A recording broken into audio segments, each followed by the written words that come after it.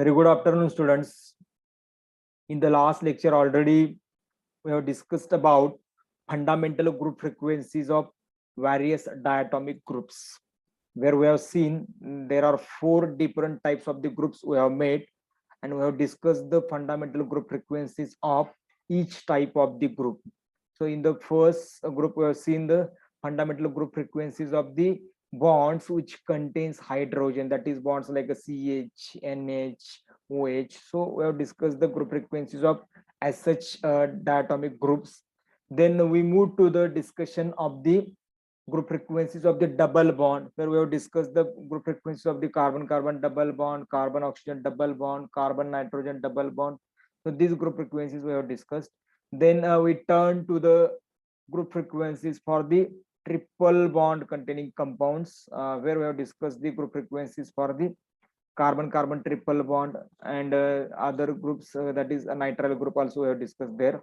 And lastly, we have discussed the fundamental group frequencies of the single bond containing compounds, where we have discussed the group frequencies of the carbon-carbon single bond, carbon-oxygen single bond, carbon-nitrogen single bond, and as such there are so many other examples.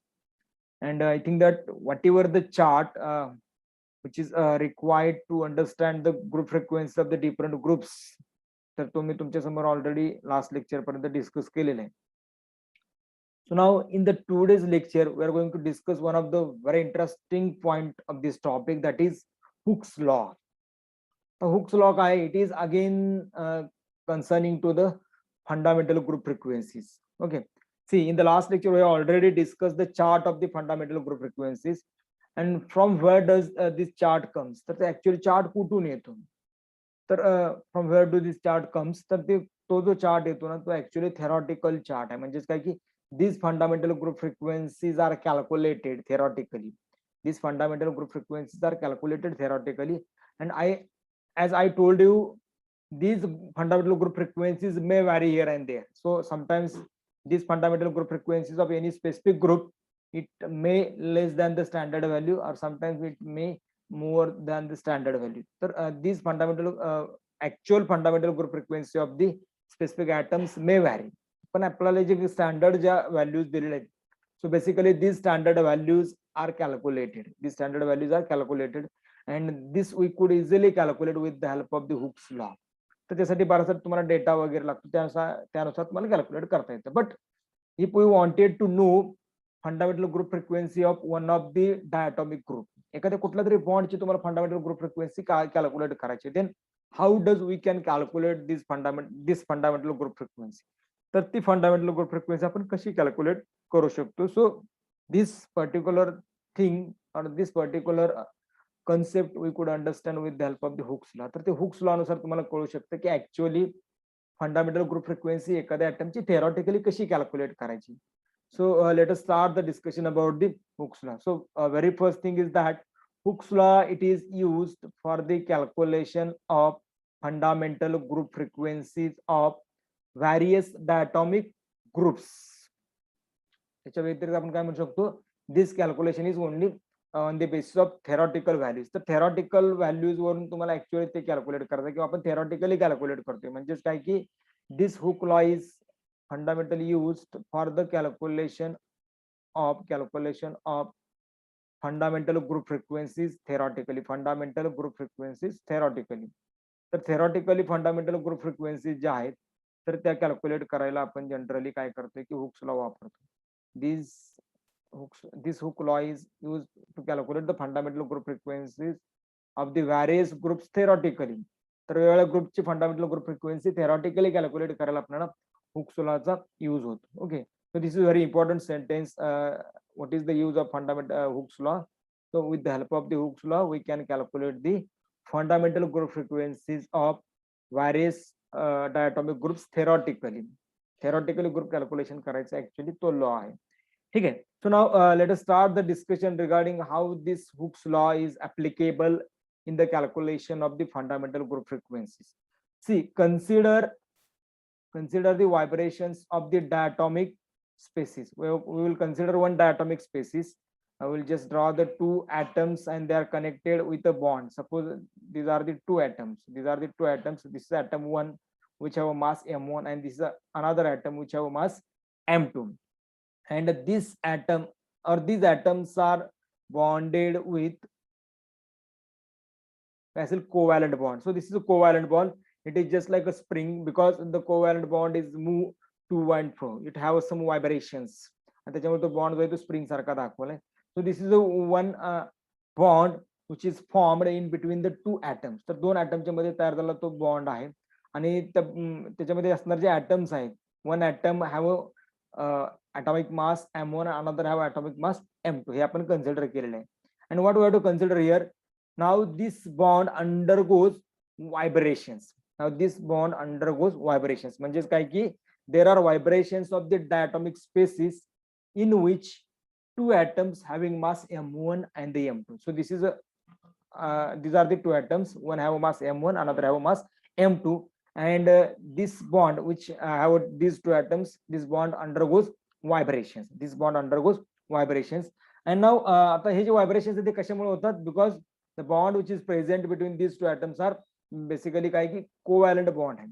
The bond which is present in between these two atoms is covalent bond and which forms simple harmonic oscillations. Which forms simple harmonic oscillations. आता याचं consideration कसं करायचं? Consider the two balls which are connected with the spring. Consider the two balls and which are connected with the spring, and suppose we move this spring which contains two balls, then the ball will be moved just like this. Okay, so because of the spring, म्हणजे balls covalent bonds nature सुद्धा कसं आहे? The nature of the covalent bond is also just like a spring. It just move to and fro. Consider the two balls which are connected with a spring, and if we have just given the motion to the spring, the bond will be just move like this, and the atoms will move to and fro. तर तो atom आत बाहेर असा काय होतो? Move होतो. म्हणजेच काय की atom will compress, then atom will stretch. These two atoms will compress, these two atoms will stretch from its equilibrium position. Equilibrium position म्हणजे काय की स्प्रिंगची जी स्टँडर्ड लांबी आहे त्याला कुठेही हात धक्का न लावता तर ते आपण इक्विलिब्रियम पोझिशन असं कन्सिडर करतोय. त्याच्यापेक्षा जर जास्त स्ट्रेच झाला किंवा कॉम्प्रेस झाला तर तो इक्विलिब्रियम पासून काय झालं? व्हायब्रेट झाला असा अर्थ होतो. ठीक आहे, म्हणजेच displacement of the bond from its equilibrium position is called as a vibration. So म्हणजेच bond will compress or bond will stretch. Bond will compress or bond will stretch. ठीक आहे. So now we'll just draw some another diagrams. See, this is another bond we'll draw here. Consider this is the equilibrium position of the bond. Equilibrium position म्हणजे काय की actually bond ची लांबी एवढी आहे. सेमच आहे, m1 आहे, सॉरी हा m2 आहे, again m1. Okay, and one more atom I will draw here. Okay, so third one which is more longer one. तो जो आहे तो थोडासा आणखी जास्त लांब दाखवतो. Here again the same m2 and the m1. So now consider, just consider this is the compressed position of the bond. This is the compressed position of the bond. Means when the bond undergoes compression, then the bond length will decrease. Bond length कमी झाली. So this is the stretched position of the bond. म्हणजे काय की हे bond stretch झाला. Stretching of the bond. Stretching of the bond, and consider this is the equilibrium position of the bond. Equilibrium position of the bond म्हणजे काय की this is actually standard distance between the two atoms. दोन atoms मध्ये standard distance आहे. म्हणजे whenever there is no any type of the vibrations, कुठल्याही प्रकारचे vibrations नसताना जे distance आहे तर ते काय की हे equilibrium distance आहे. म्हणजे हे झालं stretching and this is the bending. Sorry, not bending, we can say that this is a compression. म्हणजे जनरली काय की बॉन्ड ची लेंथ कमी झाली ते compression, bond length वाढली तर ते झालं stretching from its equilibrium position. So it is generally आपण काय म्हणू शकतो की these are the oscillations. These are the oscillations of the bond from its equilibrium position. ठीक आहे, आता याच्यावरून आपल्याला काय समजून घ्यायचं की we are going to discuss Hooke's law. Actually आपल्याला हुक्स लॉ बघायचं, त्यासाठी अगोदर आपल्याला एक्सपेरिमेंटल पोझिशन काय ते मी सांगितलं की it is the equilibrium position of the bond, this is the compressed position of the bond and this is the stretched position of the bond. And it is called as vibrations. जे काही compression आणि stretching होते तर त्याला आपण काय म्हणतो की व्हायब्रेशन्स असं म्हणतो. आता बघा काय की बघा the force which tends to bring the vibrating atoms to the equilibrium position. म्हणजेच काय म्हटलं आणखीन एक ह्याच्यामध्ये ऍडिशनल मी काय आपण काय करायला लागलोय बघा, हुक्स लॉ जो आहे तो समजून घ्यायला लागलोय. तर काय की the force that is app, the force app हा काय की which tends to bring the vibrating atoms to the equilibrium position is called as restoring force. जिथे एक आणखीन एक कन्सेप्ट आली ती म्हणजे रिस्टोरिंग फोर्स. रिस्टोरिंग फोर्स हा काय फोर्स आहे? The force which is required to bring this stretched or compressed atom to the equilibrium position is called as a restoring force. Restoring force म्हणजे काय की समजा बॉन्ड स्ट्रेच झालेला आहे, हा बॉन्ड स्ट्रेच झालाय बघा, इथं हा बॉन्ड स्ट्रेच झालाय, तो स्ट्रेच झालेला बॉन्ड या इक्विलिब्रियम च्या लेंथ पर्यंत आणायचंय, म्हणजे थोडस त्याला काय करायचंय, रिस्टोर करायचंय पहिल्या जागेला. तर तो फोर्स जो लागला त्याला रिस्टोर करायला त्याला रिस्टोरिंग फोर्स असं म्हणतात. किंवा हा बॉन्ड कॉम्प्रेस झालेला आहे आणि तो स्ट्रेच करून पहिल्या ओरिजिनल पोझिशनला न्यायचा इक्विलिब्रियम पोझिशनला, तर त्याला पण आपण काय म्हणतो की रिस्टोरिंग फोर्स असं म्हणतो. So this restoring force that is F, this restoring force that is F is directly proportional to the displacement of the bond, is directly proportional to the displacement of bond. Okay, and which is called as x. The displacement of bond is basically indicated by x. काय सांगितलं मी, काय असेल की restoring force of the bond is directly proportional to the displacement of the bond. म्हणजे बॉन्डची displacement झाली म्हणजे थोडक्यात काय की हा बॉन्डची ही इक्विलिब्रियम पोझिशन आहे आणि हा बॉन्ड स्ट्रेच झालेला आहे, बरोबर. आता हा स्ट्रेच झालेला बॉन्ड परत इक्विलिब्रियम पोझिशनला आणायचा आहे, म्हणजे तुम्हाला या लेंथला आणायचं आहे, तर तुम्ही रिस्टोरिंग फोर्स अप्लाय करा. तर तो रिस्टोरिंग फोर्स किती अप्लाय करावा लागणार, तर it is depend on the distance. हे डिस्प्लेसमेंट झालेले बघा, हे जे डिस्टन्स आहे ते डिस्प्लेसमेंट झालेले डिस्टन्स आहे, तर त्या डिस्प्लेसमेंट झालेल्या डिस्टन्स वरती डिपेंड असणार. ठीक आहे, लक्षात येईल मी काय सांगतोय बघा. तर बेसिकली आपण काय केलं, we have considered the vibrations of the diatomic species in which two atoms having mass m1 and m2. हे बघितले डायटॉमिक स्पेसिस आहे आणि त्याच्यामध्ये व्हायब्रेशन आपण काय केले, कन्सिडर केले. ठीक आहे, आता इथं व्हायब्रेशन का होत आहेत, because this two bonds are joined by a covalent bond and which forms a simple harmonic oscillator. आणि just like two balls are connected with spring, स्प्रिंगला तो दोन बॉल कनेक्ट झालेले, तर ते काय होईल की सिंपल हार्मोनिक ऑसिलेटर म्हणजे अशी मोशन तयार होईल. ओके, तर टू अँड फ्रो मोशन त्याला आपण जनरली काय म्हणू की टू अँड फ्रो मोशन जर एकाच डिस्टन्स वरून होत असेल, म्हणजे समजा हे त्याचे डिस्टन्स आहे, हे इक्विलिब्रियम डिस्टन्स आहे. Suppose two atoms goes here, again they back here, again they goes here, again they back here. हे जर डिस्टन्स परफेक्ट असेल तर त्याला आपण सिंपल हार्मोनिक ऑसिलेशन असं म्हणतो. ठीक आहे, तर असं ऑसिलेशन्स तिथं होत असतात, हार्मोनिक ऑसिलेशन्स. आणि आता हुक्स लॉ ऍक्च्युअली कशावरती डिपेंड आहे, तर इथं फोर्स म्हणजे रिस्टोरिंग फोर्स आणि काय की डिस्प्लेसमेंट याचं पहिल्यांदा रिलेशन आपण मांडलेलं आहे आणि त्याच्यावरून आपण काय करतोय की हुक्स लॉ नुसार आपण कशी काय फ्रिक्वेन्सी कॅल्क्युलेट करू शकतो, तर त्याच्याविषयी आपण इथं डिस्कशन करतोय. मी थोडंसं ही स्लाइड क्लिअर करतो, मग ह्या गोष्टी ज्या आहेत ते समजलं असाल. ठीक आहे, so here F is the restoring force. Restoring force काय, it is the force which tends to bring the vibrating atoms to the equilibrium position, किंवा it is the force which brings the काय म्हणू शकतो आपण, vibrating atoms to the equilibrium position. Vibrating atom equilibrium पोझिशनला आणतं, असा जो force आहे त्याला आपण रिस्टोरिंग फोर्स असं म्हणतो. And the restoring force is directly proportional to the displacement of the bond. त्याला आपण एक्स म्हटलेलं, displacement of the bond which is called as X. I will clear the slide and then will go to the next discussion. म्हणजे आपण कुठं आलो, ऍप. F is directly proportional to the x. F is directly proportional to the x according to Hooke's law. म्हणजेच काय, restoring force is directly proportional to the displacement of the bond, that is x, and therefore F is equal to minus k into x. F is equal to minus k into x. आता minus K काय असणार आहे, so minus K. आता इथं minus sign का आलं, तर restoring force जो आहे तो रिस्टोरिंग आहे. रिस्टोरिंग आहे म्हणजे काय की परत ओरिजिनल पोझिशनला आणण्यासाठी आपण फोर्स लावतोय, त्याच्यामुळे तिथलं जे सिम्बॉल आहे निगेटिव्ह साइन ते काय इंडिकेट करतं, तर जनरली रिस्टोरिंग फोर्स हे कधीही अपोजिट डायरेक्शन असतं. म्हणजेच always the restoring force has opposite direction to that of the displacement. म्हणजे समजा डिस्प्लेसमेंट जर या बाजूने झाली असेल तर इथून इकडं परत रिस्टोरिंग फोर्स अप्लाय होतो आणि मग तुमची ओरिजिनल पोझिशन येते. म्हणून काय की restoring force is always from the opposite direction and therefore the sign is negative. Therefore the sign is negative. त्याच्यामुळे इथं काय की इथलं जे साइन आहे तर ते बेसिकली काय आहे की निगेटिव्ह आहे. आता बघा, when the X is equal to 1, X is equal to 1 म्हणजे काय की when the displacement is unit 1. Displacement unit म्हणजे एक ठराविक डिस्टन्स डिस्प्लेसमेंट आहे, युनिट डिस्टन्स आहे. So in such a case F is equal to minus K. In such a case f is equal to minus k because x is equal to 1, that is displacement is unit. So when the displacement is unit, then F is equal to minus K. ठीक आहे, आता इथं negative sine का आले, तर restoring force is always from the opposite direction to that of the displacement.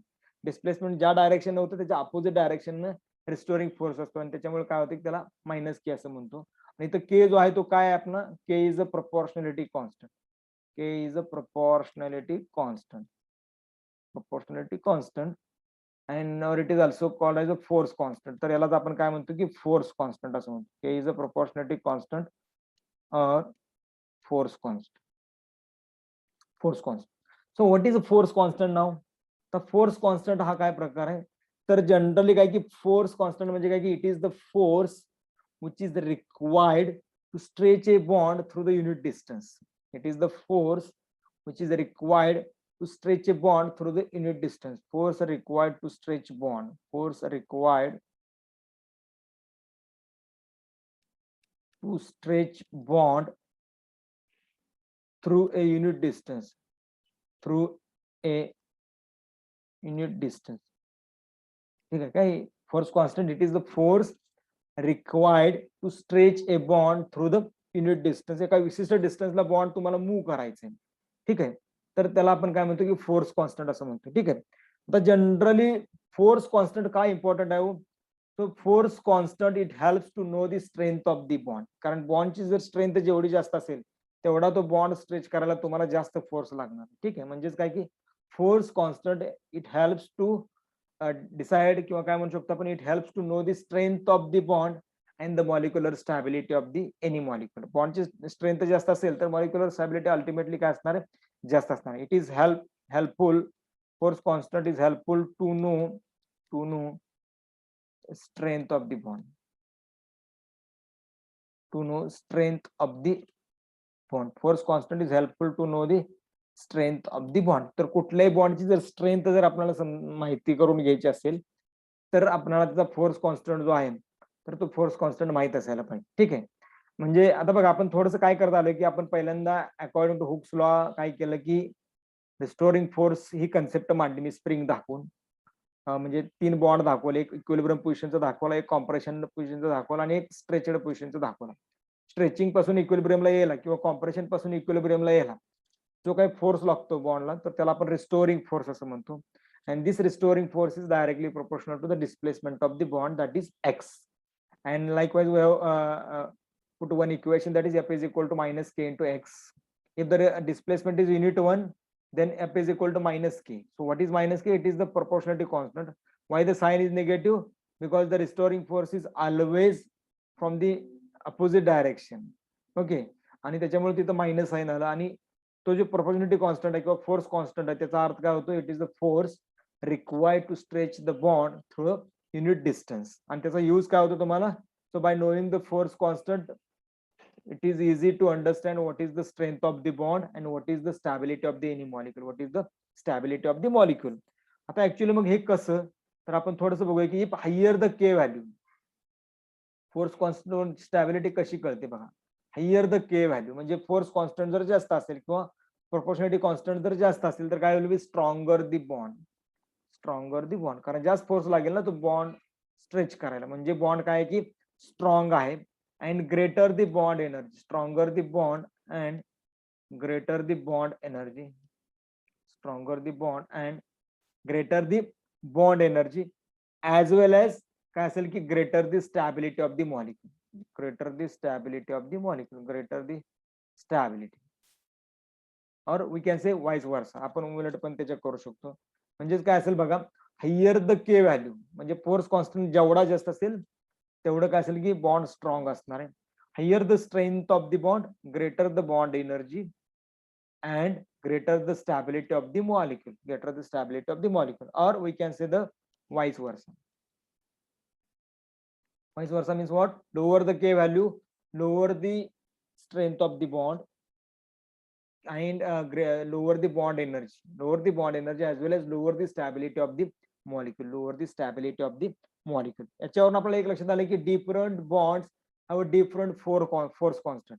म्हणजे कारण का तर प्रत्येक बॉन्डची स्टॅबिलिटी वेगळी आहे, प्रत्येक बॉन्डची बॉन्ड एनर्जी वेगळी आहे आणि त्याच्यामुळे प्रत्येक बॉन्डचा जो फोर्स कॉन्स्टंट आहे तो फोर्स कॉन्स्टंट काय असणार आहे की वेगळा असणार आहे. कारण आता आपण बघितलं की के व्हॅल्यू काय की ही के व्हॅल्यू कशाचे डिपेंड आहे तर के व्हॅल्यू जेवढी जास्त तेवढं बॉन्डची स्ट्रेंथ जास्त, तेवढी बॉन्ड एनर्जी जास्त आणि तेवढं मॉलिक्युलची स्टॅबिलिटी जास्त.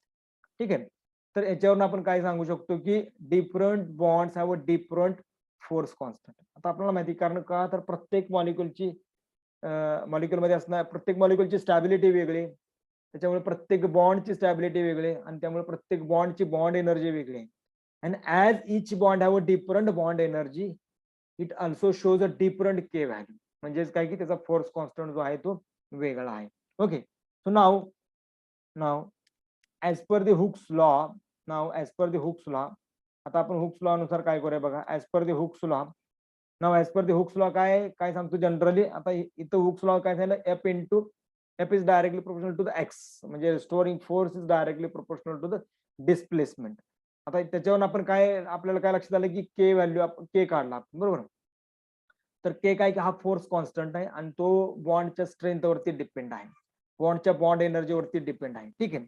आता मग जनरली मग काय होईल की according to the Hooke's law काय होईल की the vibrational frequency that is nu, as per the Hooke's law vibrational frequency that is new is directly proportional to the काय असेल की square root of is directly proportional to the square root of the force constant and inversely proportional to the reduced mass. आता इथे एक नवीन concept आले reduced mass mu, inversely proportional to the reduced mass mu. आता हे equation फार महत्वाचं आहे बघा आपल्यासाठी.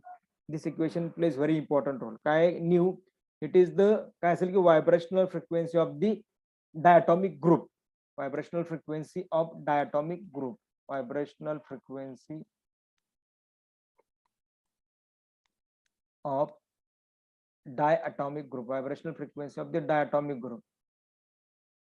एक डायटॉमिक ग्रुप आहे, एक बॉन्ड आहे, त्याची व्हायब्रेशनल फ्रिक्वेन्सी जी आहे ना, सो दॅट वी कुड calculate with the help of the formula as I represented here, that is nu is directly proportional to the काय की under root force constant and nu is inversely proportional to the under root काय असेल reduced mass. आता reduced mass म्हणजे काय हो, mu is equal to how to calculate the reduced mass, m1 into m2 divided by m1 plus m2.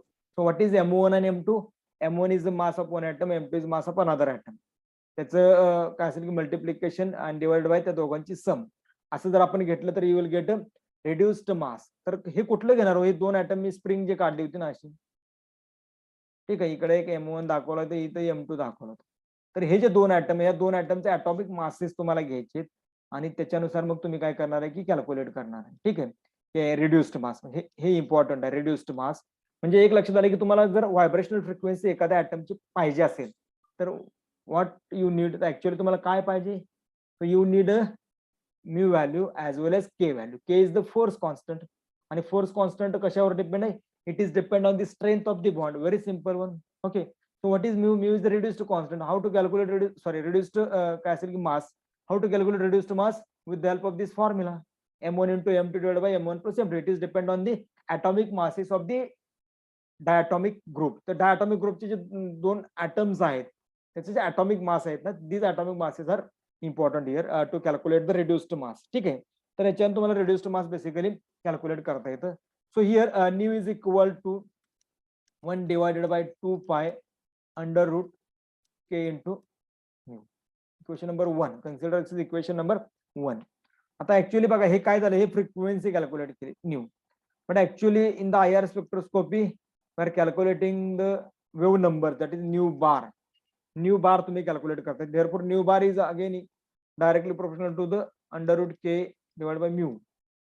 बरोबर आहे का. फक्त इथं जो आहे तो तुमचा जो कॉन्स्टंट आहे तो वेगळा घेतो, कारण न्यू बार जो आहे तुम्ही पर सेंटीमीटर कॅल्क्युलेट करताना वेव नंबर्स म्हणतो, wave number of waves in per centimetre. त्याच्यामुळे हे काय येईल, nu bar, just wait 1 minute.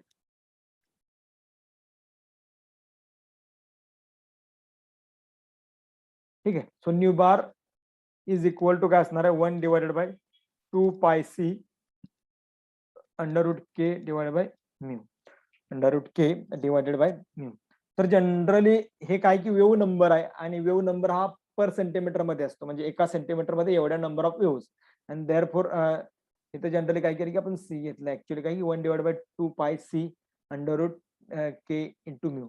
आता हे काय, these are the formulas to calculate the wave numbers of a particular bond. एका बॉन्डचा वेव्ह नंबर कुठल्या वेव्हला ते ऍक्च्युअली काय होते की त्याचं ऍब्झॉर्प्शन होते. तर ऍक्च्युअली ते कॅल्क्युलेट करण्यासाठी आपण काय करतोय की हे फॉर्म्युला यूज करतो. ठीक आहे. एक म्हणजे पहिला इक्वेशन नंबर 1, इथं डायरेक्ट फ्रिक्वेन्सी मिळते आपल्याला, इथं काय होतं की वेव्ह नंबर मिळते. ठीक आहे.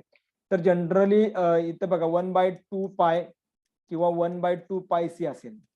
So this is a constant 1/2 पाय किंवा 1/2 पाय सी असेल. So this is the constant. तो कॉन्स्टंट यूज करा आणि मग generally put up the values in this formula. So you will get the nu bar किंवा न्यूची जी व्हॅल्यू आहे तर ती न्यूची व्हॅल्यू तुम्हाला इझिली मिळू शकते. ओके.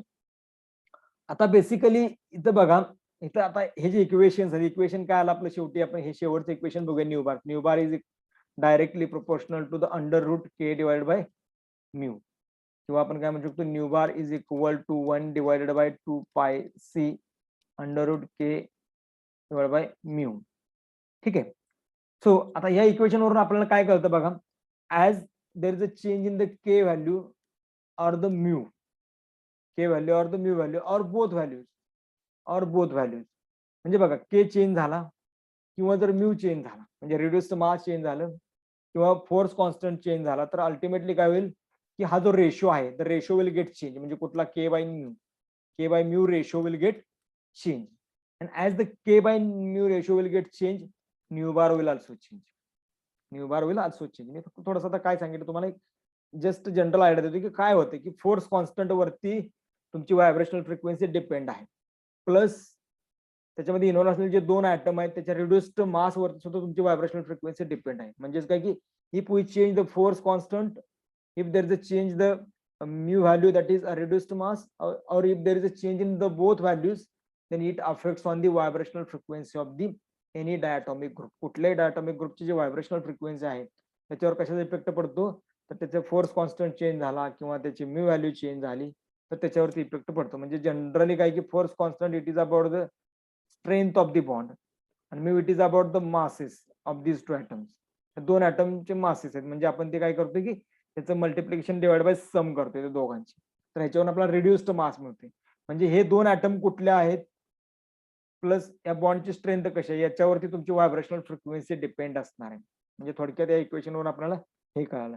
आता आपण हे थोडंसं काय करूया की आपल्याकडे 7 मिनिटात आपण थोडंसं प्रूव्ह करूया की ऍक्च्युअली काही इलुस्ट्रेशन्स त्याला देऊया. सम इलुस्ट्रेशन्स टू दिस इक्वेशन. जे इक्वेशन्स मांडले तर इथं ऍक्च्युअली कॅल्क्युलेशन केलेले आहेत. तर याच्यामध्ये काय बघा की आपण एक एक चेंज करूया, एकदा के चेंज करूया, एकदा न्यू चेंज करूया. ऍक्च्युअली काय फरक पडतोय थोडंसं बघूया. ठीक आहे. आता इथं पहिल्यांदा जे इलस्ट्रेशन मांडलेलं आहे ते काय आहे की vibrational frequency increases as bond strength increases. Vibrational frequency म्हणजे काय असेल, आपण याला न्यू बार म्हणूया. न्यू बार इन्क्रीजेस ऍज काय असेल की के इन्क्रीजेस. के काय, it is a bond strength. K काय, it is a bond strength. म्हणजे बॉन्डची जर स्ट्रेंथ वाढली तर त्याची व्हायब्रेशनल फ्रिक्वेन्सी वाढते. ठीक आहे. Even though reduced mass is constant, म्हणजे रिड्युस्ड मास कॉन्स्टंट आहे असं आपण कन्सिडर करूया. म्हणजे म्यू, इवन दो काय की म्यू इज कॉन्स्टंट. हे पहिलं इलुस्ट्रेशन बघूया. म्यू इन्क्रीजेस ऍज के इन्क्रीजेस आणि म्यू कॉन्स्टंट. म्यू कॉन्स्टंटच आहे, हा कॉन्स्टंट आहे. बट न्यू बार काय, न्यू बार म्हणजे की व्हायब्रेशनल फ्रिक्वेन्सी इन्क्रीजेस ऍज काय असेल की bond strength increases. K is a bond strength, म्हणजे हा वाढला, हा फॅक्टर वाढतो कधी, म्हणजे हा म्हणजे थोडक्यात काय की के जर वाढला तर व्हायब्रेशनल फ्रिक्वेन्सी वाढते. जरी हे तुम्ही कॉन्स्टंट ठेवलं तरी, म्यूची व्हॅल्यू कॉन्स्टंट ठेवली तरी. आपण एक एक्झाम्पल घेऊया. इथं carbon carbon single bond, here carbon carbon double bond आणि here carbon carbon triple bond. ठीक आहे. Carbon carbon double bond, single bond and carbon carbon triple bond. आता कार्बन कार्बन सिंगल बॉन्ड जो आहे तर याची व्हायब्रेशनल फ्रिक्वेन्सी काय आहे की 1200 per centimetre. Okay. So carbon carbon double bond shows the vibrational frequency 650 per centimeter and carbon to carbon triple bond shows vibrational frequency काय असेल की 200 म्हणजे 20 to 100 पर सेंटीमीटर असं म्हणजे 20 to 100 per centimetre. Just 1 minute.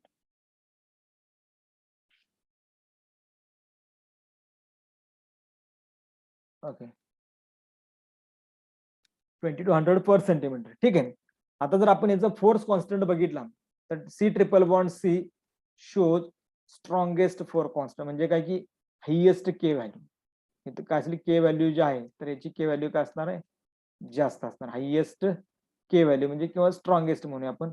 याची त्याच्याच्या थोडीशी कमी, stronger force constant, आणि इथं काय असेल की स्ट्रॉंग फोर्स कॉन्स्टंट म्हणजे कंपॅरेटिव्हली कमी आहे, म्हणजे strong, stronger and the strongest, strong, stronger and the strongest. And the काय असेल की बॉन्ड स्ट्रेंथ इकडे इन्क्रीज होते, म्हणजेच काय की बॉन्ड स्ट्रेंथ इन्क्रीजेस, म्हणजे काय की थोडक्यात के व्हॅल्यू इन्क्रीजेस. म्हणजे बघा, सिंगल बॉन्डची व्हायब्रेशनल फ्रिक्वेन्सी 1200, डबल बॉन्डची 1650 आहे, ट्रिपल बॉन्डची 2200. म्हणजेच काय की काय असं झालं तर बॉन्ड स्ट्रेंथ वाढत चालली ना, सिंगल बॉन्डचे पेक्षा डबल बॉन्ड हा स्ट्रेंथ जास्त आहे, डबल बॉन्डपेक्षा ट्रिपल बॉन्डची स्ट्रेंथ जास्त आहे. So as number of bonds increases, bond strength increases and therefore vibrational frequency also increases.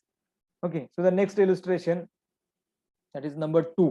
Number 2 मध्ये काय की न्यू बार इन्क्रीजेस, कधी बघा, न्यू बार इन्क्रीजेस ऍज काय असेल की new decreases, as nu decreases म्हणजे रिड्युस्ड मास. रिड्युस्ड मास जर कमी झालं तर काय होतं की न्यू बार वाढतो आणि K value remains constant, K value remains constant or near by same, K value remains constant or near by same. K value एकतर कॉन्स्टंट आहे किंवा काय की जवळजवळ बऱ्यापैकी सेम आहे, पूर्ण म्हणजे कॉन्स्टंट असं नाही, किंवा थोडस त्याच्यामध्ये फरक आहे, थोडासा फरक आहे. ठीक आहे, म्हणजेच काय की बघा, दुसरं इलस्ट्रेशन काय की न्यू बार म्हणजे काय की काय असेल की frequency increases as nu decreases. Nu म्हणजे काय की sorry nu decreases, that is reduced mass. Reduced mass काय होते की डिक्रीज होते. Will take one example for दिस.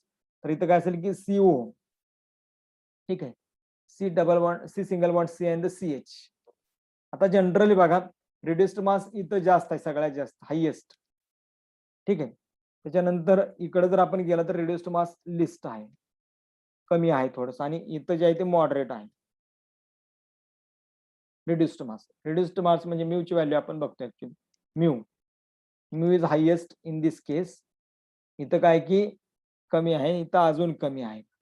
ठीक आहे, आता इथं काय बनले बघा, न्यू बार डिक्रीजेस ऍज न्यू बार इन्क्रीजेस, म्हणजे काय की vibrational frequency increases as reduced मास डिक्रीजेस. आता रिड्युस्ड मास कुठं कमी आहे, इथं कमी, बरोबर. मग इथं काय याची vibrational frequency around 3000 per centimetre, 3000 per centimeter. Again here it is around 1200 per centimeter, and here again 1100 per centimeter. म्हणजे काय झालं बघा, तर बेसिकली काय झालेलं आहे की इथं रिड्युस्ड मास सगळ्यात कमी आहे सीएच मध्ये, त्याच्यामुळे याची व्हायब्रेशन फ्रिक्वेन्सी जास्त इथं याच्यानुसार. ठीक आहे, त्याच्यानंतर इथं थोडस मॉडरेट आहे, त्याच्यामुळे 1200, आणि इथं अगदीच जास्त आहे. काय जास्त आहे तर म्यू, म्यू जास्त आहे म्हणजे काय झालं, व्हायब्रेशन फ्रिक्वेन्सी कमी झाली. तर व्हायब्रेशन फ्रिक्वेन्सी काय कमी आहे, 1100 पर सेंटीमीटर आहे. ठीक आहे, तर अजून काही याच्यात गोष्टी आहेत, एक एक्झाम्पल आहे, आपण ते पुढच्या लेक्चरला बघूया, because we have time less than 1 minute, so we could not proceed to the next concept. याला कंटिन्युएशन मध्ये थोडंसं पुढचा भाग घेऊया, आणि उद्याच्या लेक्चर थोडं इन्स्ट्रुमेंटेशन पण घेऊया. And the last will discuss the factors affecting to the vibrational frequencies. So these points will cover in the next lecture. If you have any doubt, any question, you may ask your questions. Session is open for the discussion. Thank you.